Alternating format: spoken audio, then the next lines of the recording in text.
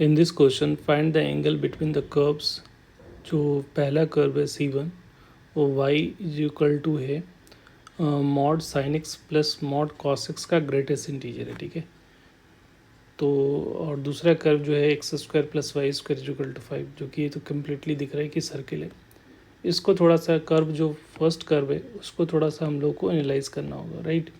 तो greatest integer तो हमेशा इंटीग्रल वैल्यू देता है, तो हम लोग को बेसिकली इसके जो इन साइड में जो वैल्यू है उसकी रेंज देखनी पड़ेगी और उसके बीच में कौन कौन सा इंटीग्रल वैल्यू आते हैं वो हम लोग को चेक करना पड़ेगा।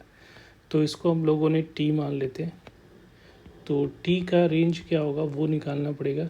तो टी हम लोग किसको मान रहे हैं, साइन एक्स का मॉड प्लस कॉस एक्स के मॉड को टी लिया है। तो इसका रेंज निकालने के लिए स्क्वायरिंग बोथ साइड कर लेते हैं, क्योंकि पॉजिटिव क्वांटिटी है तो स्क्वायर कर सकते हो। स्क्वायरिंग बोथ साइड किया हम लोगों ने, तो इधर T square is equal to क्या हो जाएगा, मॉड का स्क्वायर करोगे तो ये sine square plus cos square, क्योंकि मॉड का स्क्वायर जो होता है वो स्क्वायर के बराबर होता है, ठीक है। तो लिख सकते हो ऐसा 2 इंटू साइन एक्स का मॉड इंटू कॉस एक्स का मॉड। तो ये दोनों मिलकर तो 1 हो रहा है, ठीक है। तो ये टी स्क्वायर की वैल्यू जो होगी 1 प्लस, और मॉड के अंदर में सबको एक साथ ले जाओगे तो 2 sine x into cos x ऐसा हो रहा है। तो टी स्क्वायर की वैल्यू 1 प्लस और ये जो हो जाएगा वो साइन 2x का मॉड। अब देखो इसका रेंज ये तो फिक्स है 1 है, इसका रेंज कहाँ से कहाँ हुआ, मॉड में है तो 0 से लेकर इसकी वैल्यू जो होगी वो 1 के बीच में होगी, राइट। तो ओवरऑल इसका रेंज कितना हो जाएगा, टी स्क्वायर का रेंज क्या हो जाएगा, तो टी स्क्वायर में ये 1 ऐड करोगे तो ये 1 से लेकर इसका रेंज जो होगा वो 2 के बीच में हो जाएगा। तो ये रेंज किसका है, टी का। टी स्क्वायर का रेंज जो आ रहा है, टी स्क्वायर का रेंज जो आ रहा है वो कहाँ से कहाँ तक आ रहा है, 1 से लेकर 2 के बीच में। तो अगर टी का रेंज निकालना होगा तो टी तो पॉजिटिव होगा क्योंकि मॉडुलस में है, तो ये 1 से लेकर √2 के बीच में होगा, ठीक है।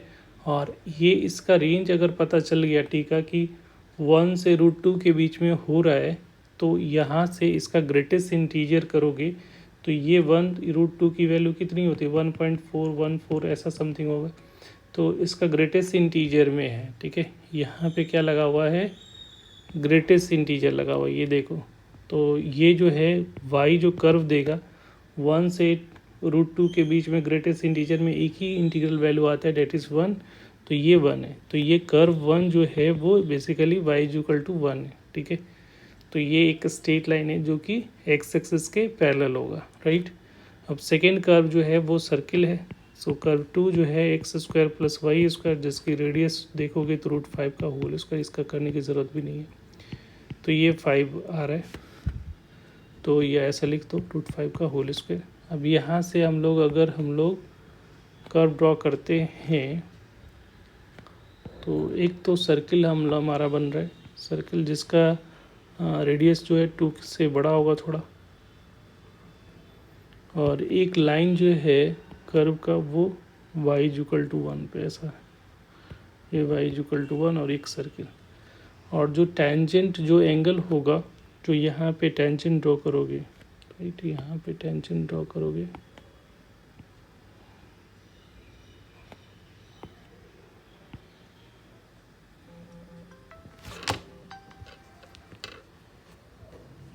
तो यहाँ पे अगर टेंजेंट ड्रॉ करोगे तो ये टेंजेंट जो वैल्यू आ रही है, ये एंगल जो होगा, ये एंगल बेसिकली थीटा हम लोग को फाइंड करना, राइट।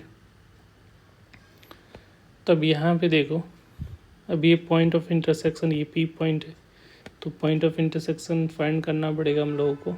तो पॉइंट ऑफ इंटरसेक्शन फाइंड करने के लिए दोनों कर्व को सॉल्व करोगे, तो इक्वेशन 1 और इक्वेशन 2 को सॉल्व किया तो 1 एंड 2 से क्या कर सकते हो कि 1 की वैल्यू, y की वैल्यू 1 पुट करोगे तो x square plus 1 is equal to 5 है। तो यहाँ से एक्स स्क्वायर की वैल्यू 4, तो ये एक्स की वैल्यू जो आएगी वो +-2 आएगी। तो इधर वाला इंटरसेक्शन पॉइंट में -2 आएगा, इधर वाला +2, तो इसको देखना है। तो इसका कोऑर्डिनेट जो होगा 2,1 हो गया, ठीक है। तो अगर पॉइंट पता है तो टेंजेंट का, ये टेंजेंट जो है, ठीक है, ये टेंजेंट का इक्वेशन तो लिख सकते हो, ठीक है। अगर पॉइंट ऑफ कॉन्टैक्ट अगर पता है तो x इंटू x1 होता है, तो x1 की जगह पे 1, x1 की जगह पे 2, plus y into y one की जगह पे 1 इज इक्वल टू 5। तो ये टेंजेंट का इक्वेशन हो गया, ठीक है।